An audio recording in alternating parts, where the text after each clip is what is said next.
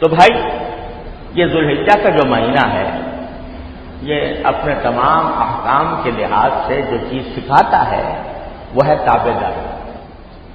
بندہ تابع دار بن جائے اللہ کا. اللہ تعالیٰ فرماتا ہے کہ رشوت نہ لینا.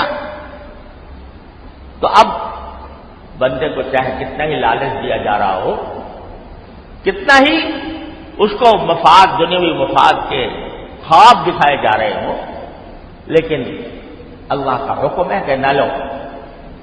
تو پھر تابع دار وہ ہے کہ جو دولت کے خزانوں پر لات مار دے کہ میں اس کا لینے والا نہیں ہوں, میرے پروردگار نے مجھے منع کیا. دھوکہ کرنا, ملاوٹ کرنا, جھوٹ بولنا, یہ سارے چیزیں وہ ہے جو اللہ نے منع کی ہے, حرام کرانا. بہتان لگانا کسی کے اوپر, غیبتیں کرنا, یہ سب احکام اللہ کے دیے ہوئے ہیں. ارے بھائی, اگر تم اپنے بیٹے کو قربان نہیں کر سکتے اللہ کے راستے میں, اس کو ذبح نہیں کر سکتے, تو کم از کم تمہارے دل کی جو خواہشیں ہیں, دولت زیادہ سے زیادہ کمانے کی, حلال ہو یا حرام ہو, اس خواہش کو تو کچل دو اللہ کے لیے. جب بندہ اس کو کچلتا ہے تو پھر اللہ تعالیٰ اس کے لیے راستے بھی پیدا فرماتا ہے. ومن یتق اللہ یجعل لہ مخرجا, جو اللہ سے ڈرتا ہے تو اللہ اس کے لیے راہیں پیدا کرتا ہے. وَيَرْزُقْهُ مِنْ حَيْثُ لَا يَحْتَسِبُ, ایسی جگہوں سے رزق دیتا ہے جہاں سے اس کا کوئی گمان بھی نہیں ہوتا.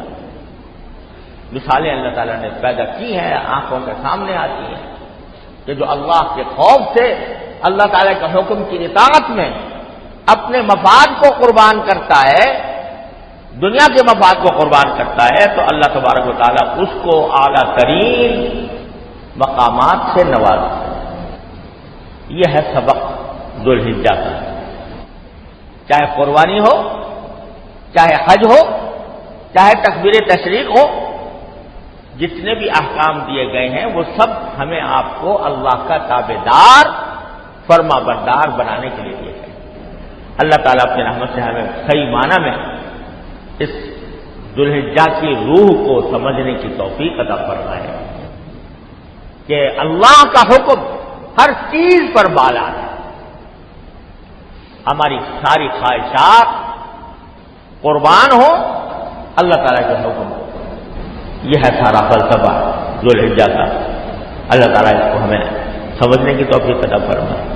اب قربانی کے دن تو گزر گئے, حج کے دن بھی گزر گئے, لیکن اب زندگی کا معرکہ سامنے ہے. زندگی کے معرکے میں حلال چیزیں بھی آئیں گی, حرام بھی آئیں گی. شیطان بھی بہکائے گا, نفس بھی بہکائے گا کہ یہ پیسے مل رہے ہیں چلو لے لو. لیکن اگر دل میں اللہ تعالیٰ کا خوف ہے, اس کی تابع داری ہے, اس کی فرما برداری ہے, تو ایسی دولت, لعنت ہے ایسی دولت کے اوپر جو اللہ تعالیٰ کی فرما برداری کے نافرمانی کے اندر حاصل ہو. یہ سبق اللہ تعالیٰ ہمیں دے دے. ہمارے جو مسائل ہیں نا ہمارے معاشرے کے, ان میں سب سے بڑا مسئلہ حرام خوری. اللہ تعالیٰ ہمیں اس سے نجات دینا دے. یعنی یہ جو ہماری دیکھتے ہیں دعائیں کرتے ہیں قبول نہیں ہوتی, بظاہر دیکھنے میں دعائیں کر رہے ہیں, یا اللہ ہمارے ملک کو اچھا کر دیجئے, توانا کر دیجئے, مستحکم بنا دیجئے.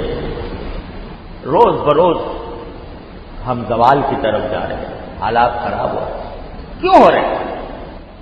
اس لیے کہ معاشرے میں حرام خوری رچ بس گئی ہے.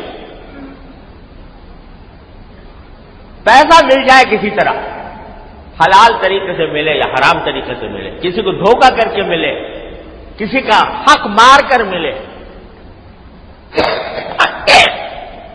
پیسہ مل جائے. اللہ بچائے, یہ مزاج بنتا جا رہا ہے.